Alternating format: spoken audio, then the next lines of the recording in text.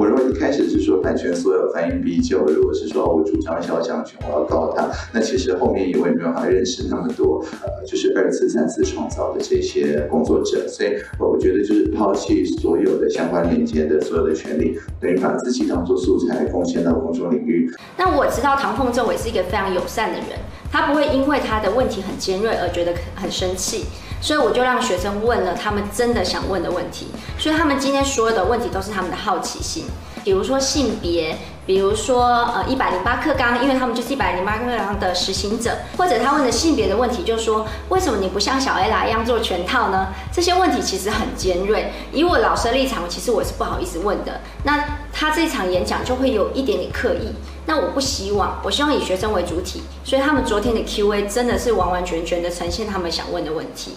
我是提了课纲这个问题，因为108课纲是由唐凤所制定的嘛，然后我们9年级刚好又是第1届108课纲的使用者、实行者，所以我问了他说，这个课纲会能让我们有更多的自主学习权吗？或者是有一些什么学习上的帮助？是这样子。了解。那他回答的部分呢？他是说课纲这个东西，它是以素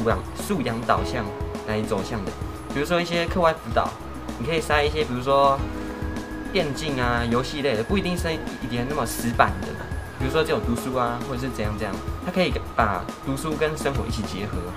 这样就不会想说一些人只会读书，然后却不会一些生活常识。